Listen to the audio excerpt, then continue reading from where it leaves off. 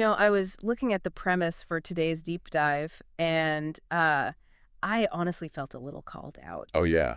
Did it hit a nerve? Big time. Yeah. Because it starts with this really counterintuitive idea. We usually think people stop praying or, stop engaging with their faith because they have some massive crisis of belief. They stop believing in God or get angry or they deconstruct something. Exactly.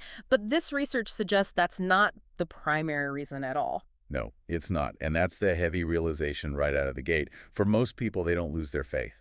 They just lose their energy. They stop because they are exhausted. And that is the hook we're hanging everything on today. We're looking at a fascinating set of insights called rhythms that sustain intercessors. And I want to be clear, even if you don't use that word intercessor, if you're just trying to keep a spiritual life going while juggling, I don't know, a job, kids, the general chaos of life, this is going to hit home. It really is a survival guide. It gets right at that tension between spiritual desire, that I want to pray, want to care, and just human limitation, that feeling of, I am so tired and I just want to watch Netflix. And the core argument here is that we've all sort of bought into a burnout myth. We think burnout is a moral failure. But the source makes this distinction that it blew my mind. It says, intensity can start prayer, but only rhythm can sustain it. That's the adrenaline versus architecture concept. That's the whole ballgame. Okay, so break that down for me. Adrenaline versus architecture. Because I feel like my whole life is built on adrenaline. Well, think about how we're often taught to pray. We learn the lists, the theology maybe, but we frame it as these heroic bursts of effort. A crisis hits, a diagnosis, a national tragedy, a friend in trouble, and we sprint. Okay. We pour 100% of our emotional energy into it. Right, it's the 2 a.m. emergency prayer session, the war room mentality. Exactly. And that's beautiful. There's a place for that. But you can't live at 2 a.m. That's adrenaline. And adrenaline is, it's a chemical designed for short-term survival, not long-term living. If you try to build a house on it, the foundation just cracks. Because the adrenaline always wears off. It's a sugar crash just waiting to happen. And when it does, we crash. And then, because we don't understand what's happening, we feel guilty. We think we're backsliding. Yeah. But what this source argues is, no, you need architecture. You need a structure that holds you up when the adrenaline is gone. So let's get into the diagnosis of that crash. Because I think a lot of us feel that guilt when the zeal fades. We think, oh, I must be lazy. I must not care enough. That is the burnout myth talking. We equate exhaustion with a lack of devotion. But the source says burnout is actually a crisis of structure. Think of it this way. If you have a car with a massive, powerful engine, that's your passion, but you have no wheels and no steering wheel, that's your structure. Just revving the engine harder isn't going to get you anywhere. You're just going to overheat the engine. You're just going to overheat. Exactly. That makes a lot of sense. But what does that overheating actually look like? Because it's not like I'm quitting cold turkey. I'm just kind of fading. That's the scary part. It's so much more subtle than just I quit. Yeah.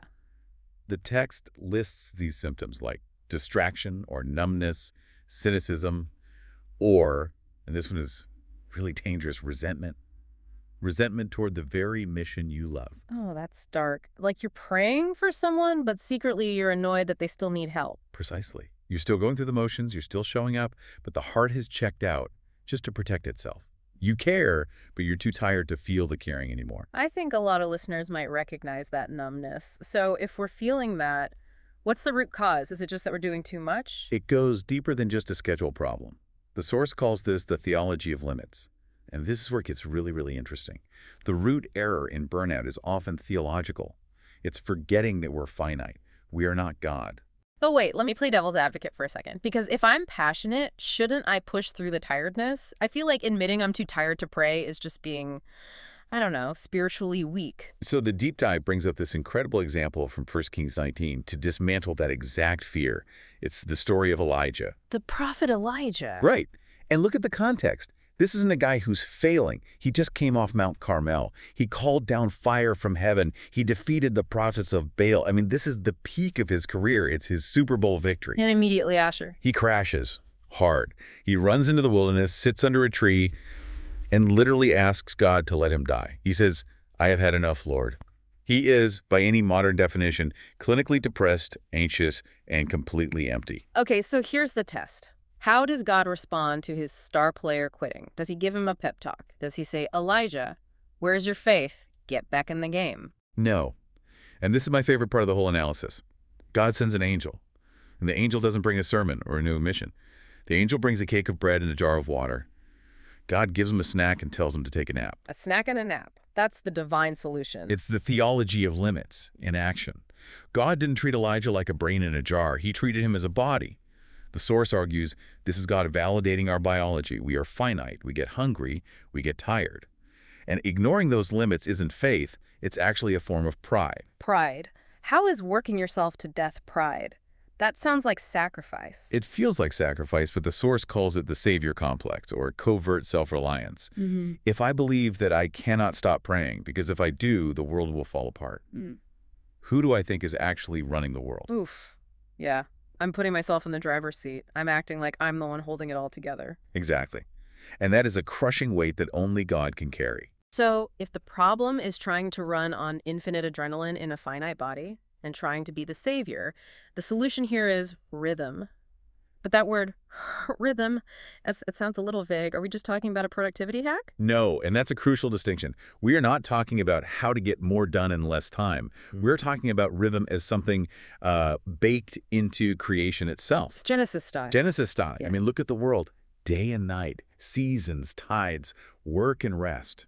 The argument is that God works in cadence, not in a state of frenzy. So if we're trying to sustain a spiritual life with frenzy, we're actually working against the grain of the entire universe. And the biggest anchor of this rhythm, the one we are all just terrible at, is the Sabbath.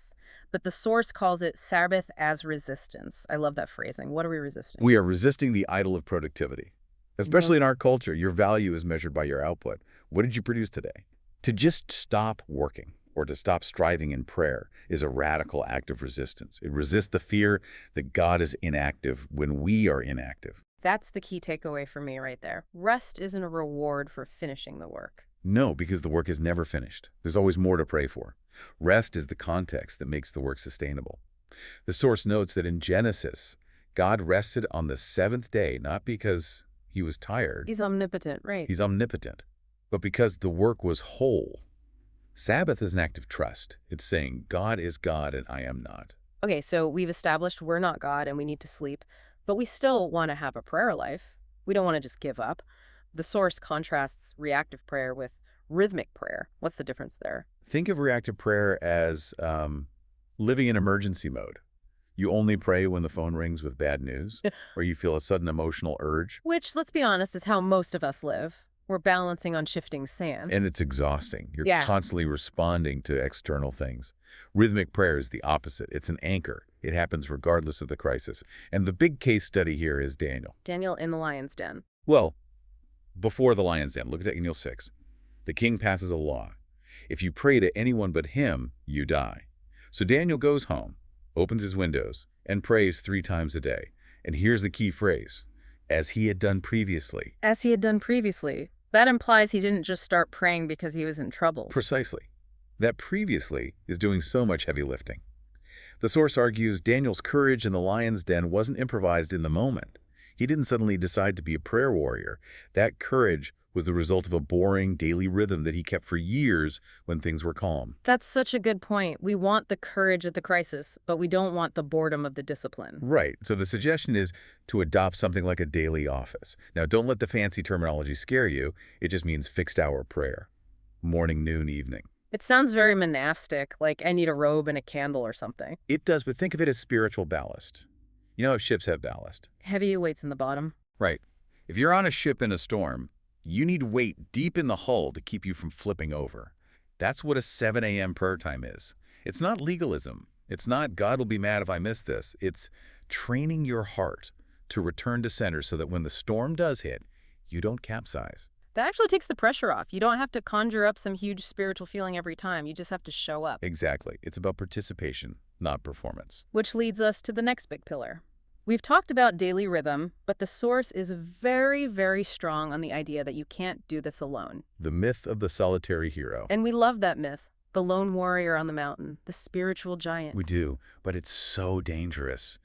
The source takes a really strong stance that intercession was never meant to be a solo act. Isolation leads to distorted perspectives. If you're the only one carrying a burden, that burden starts to feel crushing and your view of it gets all warped. And the visual here is from Exodus 17, Moses, Aaron, and Hur. It's just such a vivid picture. Moses is interceding for the battle, holding up his staff. But he gets tired. Physically, he cannot keep his hands up. Now, in the hero myth, Moses would just grit his teeth and push through. But he doesn't. He can't. Right, so Aaron and Hur don't just stand there and cheer him on. They literally get under his arms and hold him up, one on the left, one on the right. And they put a stone under him to sit on. I love that detail about the stone. He sat down on the job. He did. It's a complete rejection of the solo hero. And the application is that community distributes the spiritual weight. It allows you to rest while the fire is kept burning by the group. But here's the thing, and I think this is true for a lot of us. Asking for that kind of help feels shameful. We feel like we should be able to handle it ourselves. And that shame keeps us isolated. But look at the early church model in Acts. They devoted themselves to prayer together. It was a shared heartbeat. If I'm tired, you are praying. If you're weak, I'm praying. It's a relay race, not a solo marathon. You were never designed to carry the weight of the world by yourself. That is incredibly relieving. So we have daily rhythms, we have community, but what about just normal life? Does it only count if we're in a prayer closet? Because I have dishes to wash. This is where we bring in Brother Lawrence and the idea of prayer as participation. Brother Lawrence was the monk who washed dishes, right? Yes, in a 17th century monastery kitchen. Okay. And he famously hated the kitchen work at first, but he learned to integrate prayer into those mundane tasks.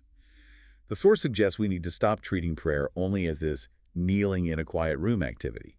It has to be integrated into commuting, chores, all the little spaces in between. So it's about staying connected while you're doing the laundry. And this requires discernment, which is another big section in the text. Yeah. We have to learn to distinguish between burdens, because we just pick up everything, don't we? We do. We doom scroll, we see every tragedy, and we feel like we have to carry it all. We have to tell the difference between a God-given burden and a self-imposed weight.